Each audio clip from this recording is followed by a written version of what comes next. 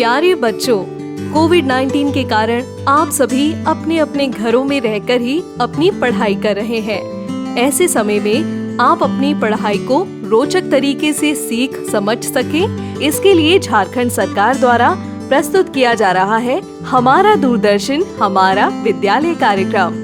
इसके माध्यम से आप प्रत्येक दिन सोमवार से शुक्रवार तक पूर्वाह्न 10 से 12 तथा अपराह्न 1 से 2 बजे तक अपनी अपनी कक्षाओं के अनुरूप कार्यक्रम देख सकेंगे। अब पढ़ाई नहीं रुकेगी। स्कूली शिक्षा एवं साक्षरता विभाग झारखंड। नमस्ते दोस्तों, आइए देखते हैं कि आज हम क्या पढ़ेंगे। हम एपिसोड की शुरुआत कक्षा 9 के विज्ञान के अध्याय उत्तक के तृतीय भाग को समझेंगे, साथ साथ इन पर आधारित प्रश्नों को भी करेंगे। ठीक इसके बाद कक्षा 11 में हम भौतिकी के अध्याय समतल में गति का तृतीय भाग को समझेंगे, साथ साथ इन पर आधारित प्रश्नों को भी करेंगे। तो आइए शुरू करते हैं हम अपना प्रोग्राम डीजी साथ अब पढ़ाई नहीं रुकेगी। नमस्कार दोस्तों, आज का हमारा अध्याय है ऊतक भाग 3। दोस्तों, आज के इस वीडियो में हम पढ़ेंगे कि सहायक पादप ऊतक का परिचय क्या होता है, जिसके बाद हम पढ़ेंगे कि जटिल पादप ऊतक के कितने प्रकार होते हैं। तो चलिए दोस्तों शुरू करते हैं। दोस्तों, जैसा कि हमने पिछली वीडियो में पढ़ा था कि सरल स्थायी ऊतक की 2 प्रकार होती है, जिसमें सबसे पहला होता है सुरक्षात्मक ऊतक और दूसरा होता है सहायक ऊतक। दोस्तों, हमने अपनी पिछली वीडियो में सुरक्षात्मक ऊतक के बारे में पढ़ा था, जिसमें हमें पता चला था कि सुरक्षात्मक ऊतक के 2 प्रकार होते हैं, जिसमें सबसे पहला होता है एपिडर्मिस और दूसरा होता है कॉर्क या फिलामेंट। दोस्तों, हमें पता है कि एपिडर्मिस पत्ते के ऊपर एक पतली सी झिल्ली होती है जो कि पौधों को संक्रमण से बचाती है, जबकि दूसरी ओर कॉर्क एक पेड़ की छाल या तना होता है जो कि पौधों को मजबूती प्रदान करता है। दोस्तों, अब हम पढ़ेंगे सहायक ऊतक के बारे में। दोस्तों, सहायक ऊतक को 3 प्रकार में बांटा गया है, जिसमें सबसे पहला है पैरेन्काइमा, दूसरा है कॉलनकाइमा और तीसरा है स्क्लेरेन्काइमा। सबसे पहले हम पैरेन्काइमा के बारे में पढ़ेंगे। पैरेन्काइमा जीवित कोशिकाओं से बनी पतली दीवार वाली कोशिका होती है। यह प्रकाश संश्लेषण, भोजन के भंडारण में भी मदद करती है और ये पौधों को मजबूती प्रदान करती है। यह चित्र पैरेन्काइमा को दर्शाता है, जो कि पौधों या पेड़ों की शाखाओं, पत्तों और जड़ों में मौजूद होता है। ये पौधों की नई वृद्धि के लिए भी जिम्मेदार होता है। इस चित्र में आपको 2 सेक्शन दिखाई दे रहे होंगे, जिसमें सबसे पहला सेक्शन है अनुप्रस्थ सेक्शन और दूसरा है अनुदैर्ध्य सेक्शन। अगर आप किसी पौधे को अनुप्रस्थ सेक्शन को काटकर स्लाइड बनाएं और उसे सूक्ष्मदर्शी के नीचे देखें, तो आपको उसमें बहुत सारी छोटी छोटी कोशिकाएं नजर आएंगी। ये सारी छोटी छोटी कोशिकाएं मिलकर पैरेन्काइमा ऊतक बनाती हैं। इसी तरह से अगर आप अनुदैर्ध्य सेक्शन के साथ भी करें तो आपको कुछ ऐसी संरचना नजर आएगी, जैसे कि इस चित्र में आपको अनुदैर्ध्य सेक्शन में नजर आ रही है। इसमें जो आपको सफेद हिस्सा दिख रहा है बीच में, उसे रिक्तिका कहते हैं, जो कि पानी को संचय करती है। अगला है कॉलनकाइमा। कॉलनकाइमा पेड़ की छाल, जड़ों और एपिडर्मिस के नीचे पाया जाता है। ये पौधों को लचीलापन प्रदान करता है। दोस्तों, इसका कार्य पौधों को मजबूती प्रदान करना होता है और ये मोटी दीवारों वाली कोशिकाओं से बना होता है। यह चित्र कॉलनकाइमा को दर्शा रहा है, जिसमें अनुप्रस्थ सेक्शन और अनुदैर्ध्य सेक्शन मौजूद है। दोस्तों, आपको अनुप्रस्थ सेक्शन में जो लाल लाल दिखाई दे रहा है वह कोशिका भित्ति है। ये कोशिका भित्ति मोटी होती है, जबकि दूसरी ओर अनुदैर्ध्य सेक्शन में जो आपको सफेद हिस्सा नजर आ रहा है उसमें रिक्तिका होती है, जो कि पानी का संचय करती है। तीसरा है स्क्लेरेन्काइमा। स्क्लेरेन्काइमा एक मजबूत ऊतक होते हैं जो कि बेहद मोटी दीवारों वाली कोशिकाओं से बने होते हैं। ये तनों और पत्तियों की नसों में मौजूद होते हैं। दोस्तों, यह चित्र स्केलेरेन्काइमा को दर्शा रहा है, जिसमें अनुप्रस्थ सेक्शन और अनुदैर्ध्य सेक्शन मौजूद है। इसमें अनुप्रस्थ सेक्शन में जो कोशिका भित्ति होती है वह मोटी दीवारों वाली होती है। तो दोस्तों, जैसा कि हमने पढ़ा कि स्थायी ऊतक के दो प्रकार होते हैं, जिसमें सबसे पहला होता है सरल स्थायी ऊतक और दूसरा होता है जटिल स्थायी ऊतक। दोस्तों, सरल स्थायी ऊतक के बारे में तो हमने पढ़ लिया है। चलो अब जटिल स्थायी ऊतक के बारे में पढ़ते हैं। जटिल स्थायी ऊतक क्या होता है? जटिल स्थायी ऊतक एक से अधिक कोशिकाओं से मिलकर बनते हैं, जो मूल रूप से एक इकाई में एक साथ कार्य करते हैं। ये जैविक सामग्री जैसे कि पानी और खनिज पदार्थों के परिवहन में मदद करता है। जटिल स्थायी ऊतक के दो प्रकार होते हैं, जिसमें सबसे पहला होता है जाइलम और दूसरा होता है फ्लोएम। सबसे पहले हम जाइलम के बारे में पढ़ेंगे। जाइलम पौधों में एक संवहनी ऊतक है जो पानी का परिवहन करता है और जड़ों में पोषक तत्वों को ऊपर की ओर भेजता है। यह चित्र जाइलम को दर्शाता है, जिसमें पानी और जड़ों में पोषक तत्वों का परिवहन ऊपर की तरफ हो रहा है। इनमें 4 प्रकार की कोशिकाएं होती हैं, जो कि हैं ट्रैकेट्स, वाहिका, जाइलम पैरेन्काइमा और जाइलम स्केलेरेन्काइमा। चलिए अब इनके बारे में एक एक करके पढ़ते हैं। सबसे पहले पढ़ते हैं ट्रैकेट्स के बारे में। ये पानी के चालन में शामिल मृत कोशिकाएं होती हैं, मतलब ये लंबे लंबे कोन वाली मृत कोशिकाएं होती हैं, जो कि पानी के परिवहन में योगदान देती हैं। यह चित्र जाइलम का है, जिसमें आपको जो हरा हरा हिस्सा नजर आ रहा है वह ट्रैकेट्स कहलाता है। दूसरा है वाहिका।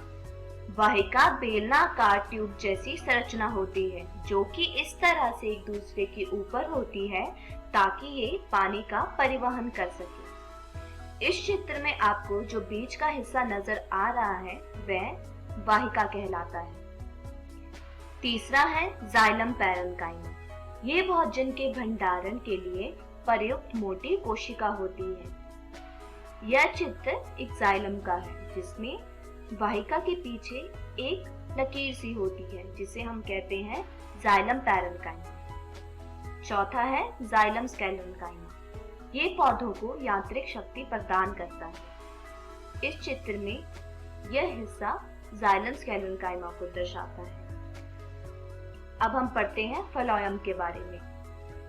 ये पौधों का एक संवहनी ऊतक है, जो नीचे की ओर और ऊपर की ओर चीनी और चयापचय उत्पादों को लेके जाता है। यह चित्र फ्लोएम को दर्शाता है। इनमें 4 प्रकार की कोशिका होती हैं, जिसमें छलनी ट्यूब्स, साथी कोशिकाएं, फ्लोएम फाइबर और फ्लोएम पैरेन्काइमा मौजूद होता है। चलिए अब इनके बारे में एक एक करके जानते हैं। सबसे पहले जानते हैं कि छलनी ट्यूब्स क्या होती हैं। यह प्रकाश संश्लेषण के दौरान कार्बनिक यौगिकों का परिवहन करता है। इस चित्र में आपको जो बीच का हिस्सा नजर आ रहा है उसे हम कहते हैं छलनी ट्यूब्स। दूसरा है साथी कोशिकाएं। छलनी ट्यूब्स में चीनी की गतिविधियों को विनियमित करता है। इस चित्र में आपको जो नीला हिस्सा नजर आ रहा है उसे हम कहते हैं साथी कोशिकाएं। तीसरा है फ्लोएम पैरेन्काइमा। यह खाना संचित करता है। जैसा कि हमने पढ़ा कि जाइलम पैरेन्काइमा खाने का संचय करता है, उसी प्रकार फ्लोएम पैरेन्काइमा भी खाने का संचय करता है। इस चित्र में जो आपको बाहरी हिस्सा नजर आ रहा है उसे हम कहते हैं फ्लोएम पैरेन्काइमा। चौथा है फ्लोएम फाइबर्स। ये छलनी ट्यूब्स को यांत्रिक शक्ति प्रदान करता है। आपने जैसा कि पढ़ा कि बीच का हिस्सा हम कहते हैं छलनी ट्यूब्स। इसके बगल में एक पतली सी लकीर होती है, जो कि छलनी ट्यूब्स को मजबूती प्रदान करने में सक्षम होती है, जिसे हम कहते हैं फ्लोएम फाइबर। तो दोस्तों, आज की इस वीडियो में हमने सीखा पहला कि सहायक पादप ऊतक क्या होते हैं, जिसके बाद हमने सीखा कि जटिल पादप ऊतक के कितने प्रकार होते हैं। अगली वीडियो में हम पढ़ेंगे कि जंतु पादप ऊतक क्या होते हैं, जिसके बाद हम सीखेंगे कि जंतु ऊतक के कितने प्रकार होते हैं। दोस्तों, मैं आशा करती हूँ आपको ये वीडियो समझ आया होगा। तब तक आप अपनी पाठ्य पुस्तक से आज की पढ़ाई इन विषयों को दोहराने की कोशिश कीजिएगा। धन्यवाद। इनमें से कौन सा सहायक ऊतक का प्रकार है? विभज्योतक ऊतक, सरल स्थायी ऊतक, तंत्रिका ऊतक, एपिथेलियल ऊतक। कौन क्या है? लकड़ी का टुकड़ा, छत, टिन का टुकड़ा, चमड़े का टुकड़ा। सहायक ऊतक के कितने प्रकार होते हैं? 2, 1, 3, 4। स्केलन कायमा की कोशिका भित्ति कैसी होती है? पतली दीवार वाली कोशिका, मोटी दीवार वाली कोशिका, कोई कोशिका नहीं, बहुत पतली दीवार वाली कोशिका। जाइलम किस प्रकार की सामग्री का परिवहन करने में मदद करता है? पानी, खाना, खाद्य पदार्थ, चीनी।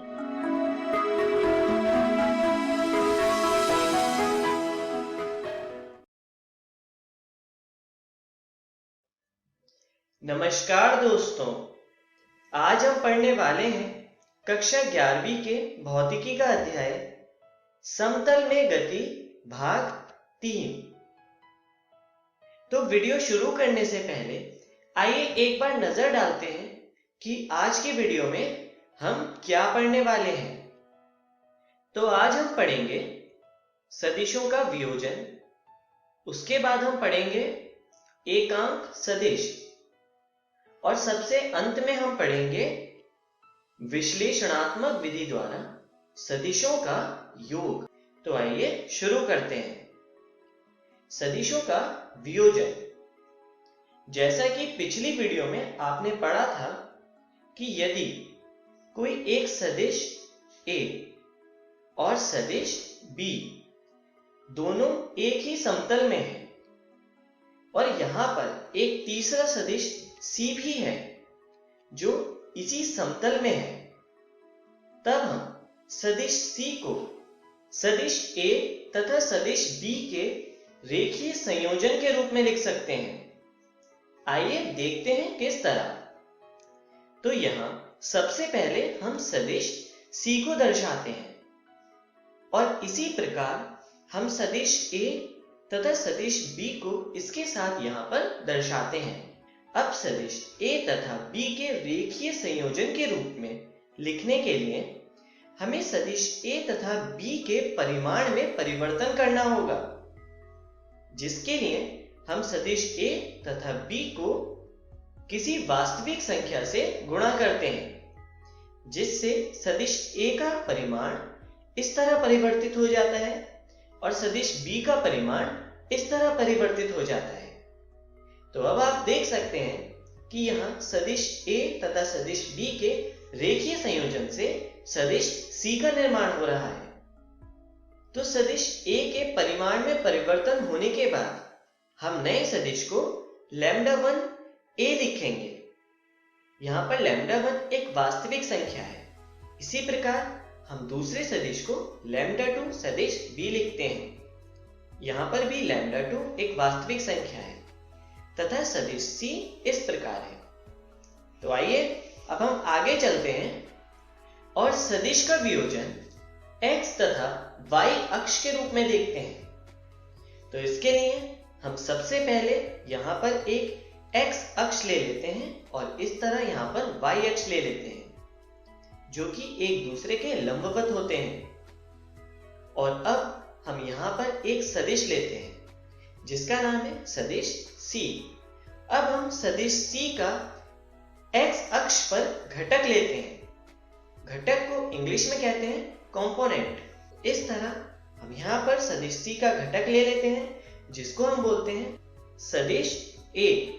और इसी प्रकार लंबवत अक्ष पर भी हम सदिश c का घटक लेते हैं जिसको बोलते हैं सदिश b। तो आप देख सकते हैं यहाँ पर सदिश a तथा सदिश b के रेखीय संयोजन से सदिश c का निर्माण हो रहा है। और यहाँ पर हम लिख सकते हैं सदिश c बराबर सदिश a प्लस सदिश b। और इस निर्देशांक निकाय को समकोणिक निर्देशांक निकाय बोलते हैं। तो आइए अब हम अपने अगले शीर्षक पर चलते हैं जिसका नाम है एकांक सदिश। एकांक सदिश को इंग्लिश में बोलते हैं यूनिट वेक्टर। एकांक सदिश वह सदिश होता है जिसका परिमाण एक हो तथा वह एक निश्चित दिशा के अनुदिश होता है। एकांक सदिश की न तो विमा होती है और न ही मात्रा। किसी एकांक सदिश के परिमाण को इस तरह व्यक्त किया जा सकता है जो कि है सदिश a का परिमाण बराबर 1। यहाँ पर सदिश a एकांक सदिश है। आइए आगे चलते हैं। समकोणिक निर्देशांक निकाय के लिए अक्ष x, y तथा z के अनुदिश एकांक सदिश को i कैप, j कैप तथा k कैप से प्रदर्शित किया जाता है। मान लीजिए ये कोई x अक्ष है और इसी तरह यहाँ पर y अक्ष है तथा यहाँ पर z अक्ष है। अब यहाँ पर x अक्ष के लिए हम एकांक सदिश को i कैप से रिप्रेजेंट करते हैं। इसी प्रकार y अक्ष की दिशा में एकांक सदिश को j कैप से रिप्रेजेंट किया जाता है तथा z अक्ष की दिशा में एकांक सदिश को k कैप से दर्शाया जाता है। तो आइए आगे चलते हैं। एकांक सदिश का परिमाण इस प्रकार प्रदर्शित किया जाता है। यहां पर हमने लिखा है मॉड ऑफ i कैप बराबर मॉड ऑफ j कैप बराबर मॉड ऑफ k कैप बराबर 1। एकांक सदिश एक दूसरे के लंबवत होते हैं। आइए इसको हम निर्देशांक से समझते हैं। एकांक सदिश को x, y तथा z अक्ष के रूप में इस तरह दर्शाया जाता है। यहाँ पर है i कैप और यहाँ पर है j कैप की दिशा तथा इस दिशा में k कैप को दर्शाया जाता है और ये x, y तथा z निर्देशांक की दिशाएं हैं। तो अगर आप ध्यान से देखें तो i कैप तथा j कैप के बीच 90 डिग्री का कोण बन रहा है। इसी प्रकार k कैप और j कैप भी आपस में लंबवत हैं और इसी तरह k कैप और i कैप के बीच में भी 90 डिग्री का कोण बन रहा है। तो आइए अब हम आगे बढ़ते हैं और एकांक सदिश और अदिश राशि के गुणनफल पर नजर डालते हैं। यदि एक एकांक सदिश और एक अदिश राशि की गुणा की जाए तो परिणाम स्वरूप एक सदिश राशि मिलती है। आइए देखते हैं किस तरह से। मान लीजिए ये एक अदिश राशि है जिसे लैम्डा से डिनोट किया है और साथ ही एक एकांक सदिश है जिसे n से डिनोट किया है। तो यदि इन दोनों का गुणनफल लें तो हमें एक वेक्टर क्वांटिटी मिलती है, मतलब हमें एक सदिश राशि मिलती है जिसे हम लैम्डा के ऊपर एक तीर लगाकर प्रदर्शित करते हैं और इस तरह अदिश राशि तथा एकांक सदिश का गुणनफल हमें एक सदिश राशि के रूप में मिलता है। तो चलिए आगे बढ़ते हैं। किसी सदिश राशि को उन अन्य सदिश राशियों में बांटा जा सकता है जो एकांक सदिशों की दिशा में अनुदिश हो। मतलब किसी भी सदिश को एकांक सदिश के रेखीय संयोजन के रूप में व्यक्त किया जा सकता है। आइए देखते हैं किस तरह से। मान लीजिए ये कोई सदिश है जिसे हमने a से रिप्रेजेंट किया है, तो इसे हम अन्य दो सदिशों के योग के रूप में लिख सकते हैं जो कि है सदिश a बराबर सदिश a1 प्लस सदिश a2। अब यहाँ पर a1 और a2 दो अलग अलग सदिश हैं। अब यहाँ पर हम a को इस तरह भी डिफाइन कर सकते हैं जो कि है ax i cap plus ay j cap, जहाँ पर ax सदिश A1 का परिमाण है और इसी तरह AY सदिश A2 का परिमाण है। तो इस तरह किसी भी सदिश को व्यक्त किया जा सकता है। तो चलिए आगे बढ़ते हैं तथा AX और YX घटकों को कोण के रूप में व्यक्त करते हैं। इसके लिए हम सबसे पहले एक अक्ष लेते हैं जो I कैप की दिशा में अनुदिश है। इसी प्रकार एक दूसरा अक्ष लेते हैं जो J कैप की दिशा में अनुदिश है। यहाँ पर हम एक सदिश को दर्शाते हैं जिसका नाम है सदिश A। अब हम सदिश A का क्षैतिज अक्ष से कोण देखते हैं जिसको हम थीटा से रिप्रेजेंट करते हैं। अब यहाँ पर सदिश A का क्षैतिज अक्ष पर घटक देखते हैं जिसे हम बोलते हैं AX और इसी प्रकार ऊर्ध्वाधर अक्ष पे घटक AY। अब यहाँ पर हम त्रिकोणमिति का प्रयोग करके AX का मान मॉड A cos थीटा लिख सकते हैं और इसी प्रकार AY का मान मॉड A sin थीटा लिख सकते हैं। और इसी के अनुसार किसी सदिश के घटक का मान धनात्मक, ऋणात्मक या शून्य हो सकता है क्योंकि साइन तथा कॉस का मान 0, पॉजिटिव या नेगेटिव हो सकता है। तो आइए अब हम आगे बढ़ते हैं। समतल में किसी सदिश A को व्यक्त करने की दो विधियां होती हैं, उसके परिमाण व उसके द्वारा क्षैतिज अक्ष पर बनाए गए कोण द्वारा, जैसा कि हमने अभी पढ़ा, और उसके घटकों AX तथा AY द्वारा, जिनको हम I कैप तथा J कैप के साथ व्यक्त करते हैं। तो आइए अब हम आगे बढ़ते हैं और इनके कुछ गणितीय गुण पर नजर डालते हैं। इसके लिए हम सबसे पहले किसी सदिश का एक घटक लेते हैं जो है AX बराबर A cos थीटा। इसी प्रकार हम दूसरा घटक लेते हैं जो है AY is equal to A sin theta.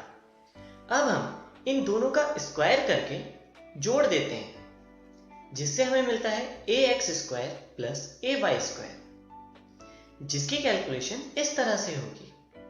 और यहां पर आप जानते हैं कि sine square theta plus cos square theta is equal to 1 होता है। तो इस तरह हमें AX square plus AY square की वैल्यू मॉड A स्क्वायर मिल जाती है और यहां से हम लिख सकते हैं mod A is equal to under root AX square plus AY square. और इस तरह हम किसी सदिश का परिमाण ज्ञात कर सकते हैं। तो चलिए आगे बढ़ते हैं। अब हम किसी सदिश के दो घटक लेकर उनको आपस में डिवाइड करते हैं। हम लिखते हैं AY upon AX is equal to A sin theta upon A cos theta, जिससे हमें मिलता है tan थीटा, जहां से हम थीटा का मान ज्ञात कर सकते हैं जो इस तरह से मिलता है theta is equal to tan inverse AY upon AX। तो चलिए अब आगे बढ़ते हैं और विश्लेषणात्मक विधि द्वारा सदिशों का योग पर नजर डालते हैं। इस विधि के अनुसार दो सदिशों को जोड़ने के लिए प्रत्येक सदिश के घटकों को अलग से जोड़ा जाता है, फिर परिणामी घटकों से परिणामी सदिश प्राप्त होता है। मान लीजिए यहां पर कोई सदिश है A is equal to AX I cap plus AY J cap तथा एक दूसरा सदिश है B is equal to BX I cap plus BY J cap. अब इनको जोड़ने के लिए हम इस तरह से लिख सकते हैं और यहां से हमें प्राप्त होता है vector A plus vector B is equal to AX plus BX I cap plus AY plus BY J cap, जिसको हम शॉर्ट में इस तरह से लिख सकते हैं, जहां पर वेक्टर R का मतलब होता है सदिश A प्लस सदिश B और Rx का मान है AX प्लस BX और Ry का मान है AY प्लस BY। तो चलिए अब हम जानते हैं कि आज की वीडियो में हमने क्या सीखा। तो आज हमने पढ़ा सदिशों के वियोजन का ग्राफिकल प्रदर्शन, उसके बाद पढ़ा एकांक सदिश तथा सबसे अंत में हमने पढ़ा विश्लेषणात्मक विधि द्वारा सदिशों के योग के बारे में। तो अगली वीडियो में हम विश्लेषणात्मक विधि द्वारा सदिशों के योग को जारी रखेंगे और उसके अलावा पढ़ेंगे समतल में गति के लिए स्थिति तथा विस्थापन सदिश। धन्यवाद।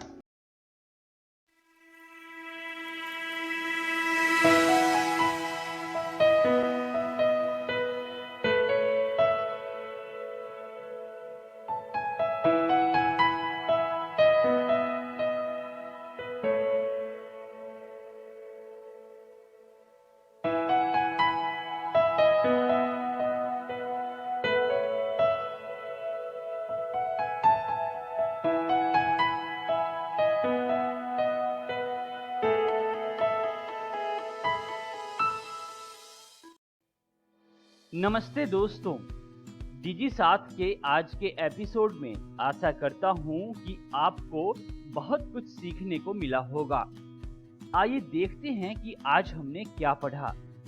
दोस्तों, आज हमने कक्षा 9 में विज्ञान के अध्याय उत्तक को पढ़ा, साथ साथ इन पर आधारित प्रश्नों को भी किया।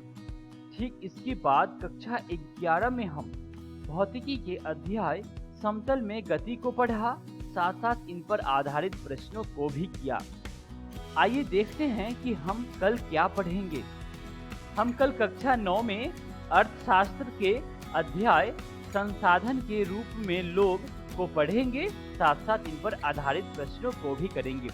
ठीक इसके बाद कक्षा 11 में हम केमिस्ट्री के चैप्टर परमाणु की संरचना को समझेंगे, साथ साथ इन पर आधारित प्रश्नों को भी करेंगे। इस प्रसारण से संबंधित सुझाव, अपने प्रश्न इत्यादि आप हमें jcertrg@gmail.com तथा टोल फ्री नंबर 1800 5728 585 पर संपर्क कर सकते हैं।